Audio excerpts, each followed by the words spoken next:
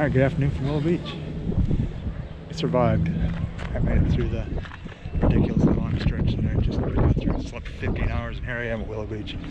Thursday, I planted trout this morning, and I am in the Big Mamba Jamba.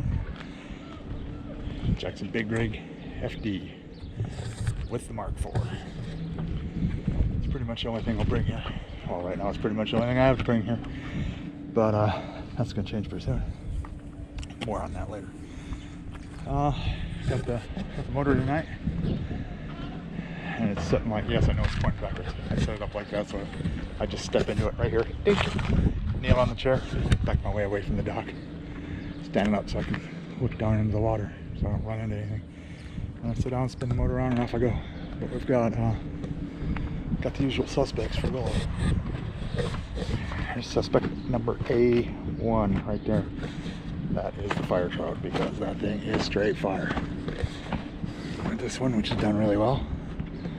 And I got this from the bass hole in Boulder.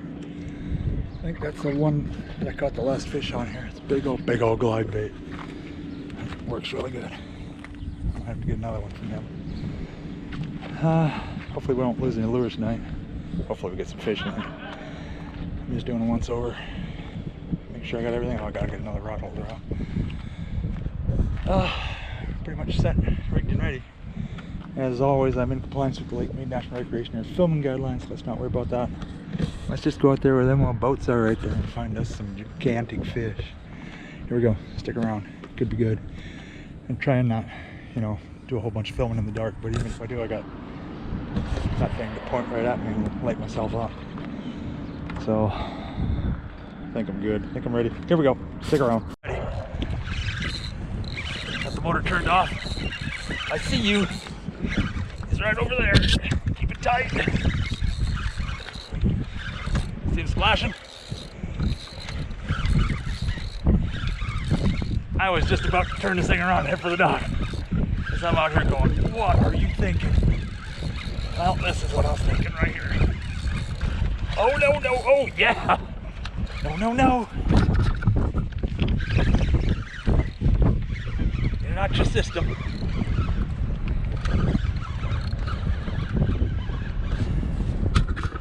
There he is. Let's get him over on this side. Oh, that's a nice one. Got the back hook in his mouth.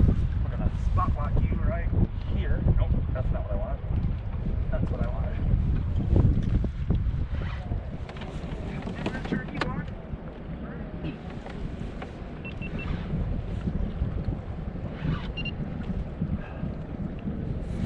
Alright, there he is. She's got a full belly. Full belly. Trout plant day. Alright, where's my grippers? Holy moly, I really truly was just about to turn around.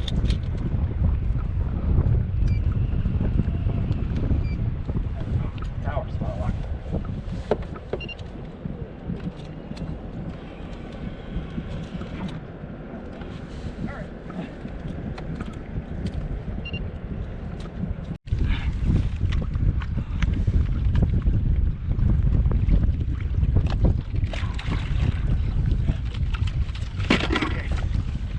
Hello to Mr. 17-pounder.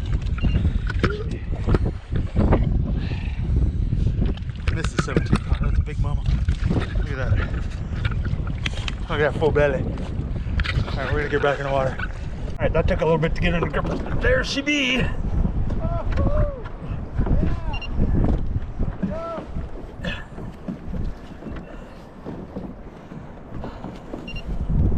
That's the way to kill a May skunk right there.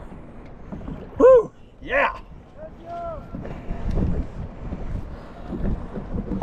Let's get some weight on you. There's the hook that she took right in the mouth. And then this one's in her where? I don't even know where. Oh, it just wrapped it. Alright, I gotta do a little bit of figuring here. I'll be back. A couple times, because you can see the scars on her back from where the hooks in the back of the lure. They always come up over the back. So she's been caught a few times. divot right in front of her nose from another one. So she's not the brightest bulb. Fell for that again. But thanks for the catch, Mama. Appreciate it. All right, so I just learned a couple things the hard way. You know, by default, that's how I like to learn things. Auto boat remote is not waterproof. Somewhere in the battle, the remote fell into the water. I immediately went. It immediately took me to high-speed rewind, and about, I don't know, the wind's ripping about probably 25 miles an hour. About 1 foot waves up there, and I had water coming right over the back, almost up to the box. I don't know if I have anything in the hull or not, because I've never had a reason to know if that rear hatch was watertight. I'm gonna come up here after this boat goes whizzing by, and I'm gonna check, make sure there's no water in there. I can live with a little bit, but it's, you know, it still feels stable. There she is, right there. Garcia fire trout. I was in the water about 10 minutes and it drilled it. So, and I just got here. So we're gonna go back for more. Stick around. All right, I know this is hard to believe. I do believe the weatherman got it wrong again. It's supposed to be, the wind's supposed to be backing down. It's supposed to be backing down about an hour ago. And it dipped a little bit. Now it's just building.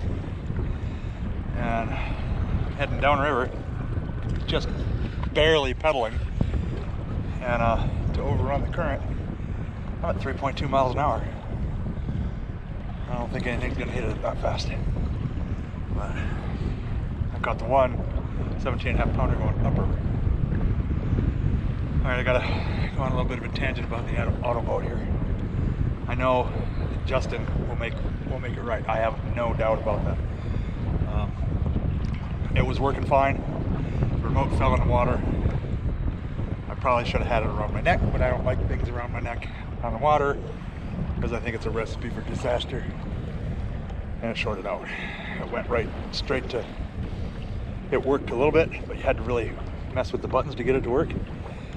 And when I was on spot lock, I went to take it off spot lock, and that's when I found out that I was, when I hit the spot lock button to take it off, it went high-speed reverse.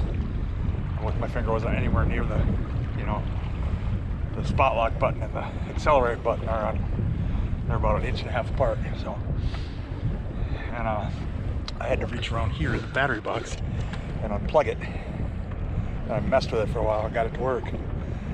And it sort of kind of worked. I'd have to hold the buttons and wiggle them to get it to work. And then it just went, it kind of went like a couple degrees left and accelerated to high speed. So I was doing high speed donuts in here. I'm sure the guys on the pier were getting quite a kick out of that. So then I just unplugged it and drifted sideways downriver until I got right in front of the pier, or right in front of the launch, plugged it back in and drove up on it, beached it, unplugged everything, threw it in my Jeep, and now I'm out here pedaling.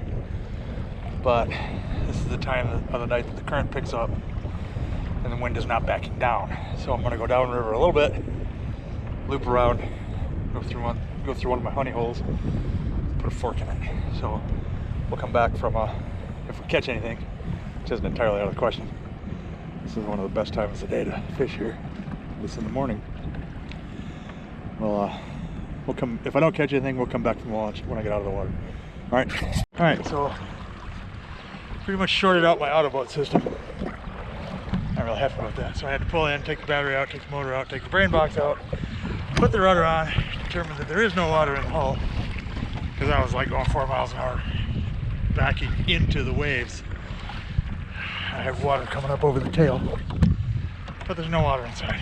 So that's score one for the big rig. That's 1 thumbs down for the auto boat. I know it's not waterproof, but it's water resistant, and I didn't think it was in the water that long. But you know, things were kind of happening quickly, so I still don't think it should have happened. Completely shorted it out. It was stuck in like high gear, like stuck in 10.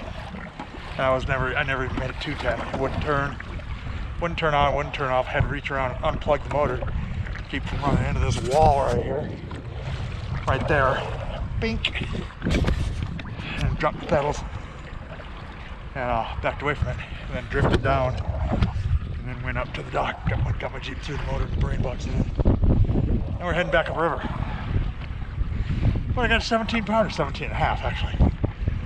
Whew. All right, bring on the relaxation. Here we go. Cue the mood music. Oh, here we go. All right, the current actually laid down a little bit and the wind laid down a lot. And so did my energy. Actually, I kind of figured that was going to happen after as many days straight as I worked. But I got a 17 and a half pounder and I shorted up my auto boat. But when I get it home, I'm gonna try and I'm gonna take the remote apart, put a new battery in it. Because it seemed to be stuck on the last command, which I don't know how it got that command, but that's where it went. Wouldn't turn, wouldn't do anything. A little blue light in the middle of it wouldn't even come on when I mashed the button, so I don't know if I shorted it out or the battery just died and it stuck on the last command, so that's done now. It might have been on high speed for spot lock because the current was pretty ripping then, but I just don't know. We'll find out more when we get home. But as always, you know, Tony Garcia lures and fire trout. That is why I called it fire, because it is straight fire. Every time that thing hits the water, it either gets bit or it lands something. Tonight it got bit and it landed something. So check out the Amazon links down there. There's all kinds of good stuff. And probably Saturday morning we're gonna hit Echo. So we gotta check the weather, check the wind, see what's going on with that. And you know, if you made it this far, appreciate you guys, and I'll see you on the water. Thanks for watching. Have a great, whenever you're watching this, day, afternoon, night. Okay, thanks a lot. See you next time. All right, I got home, I did a little troubleshooting, and I determined that when this fell in the water, it is not waterproof at all. You know, don't tie it around the chair of the kayak like I do. Keep it out of the water. It works now. Well, it did.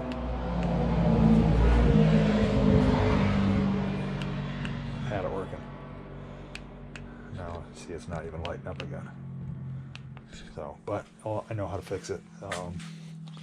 There's still a little bit of water in there. I thought I had it dried out, but obviously I did not. I'm trying to be quiet because I just got home and my wife's asleep. So,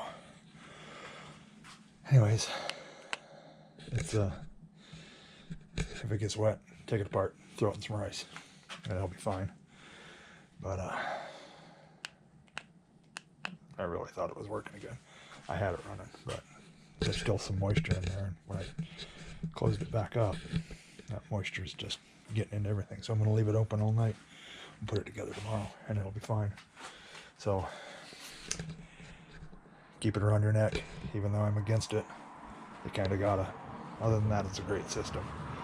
So I want to see about waterproofing this thing a little bit better than it is. But there you go. That's it was no fault of Autoboat. It was my fault. So there you go. Thanks for watching.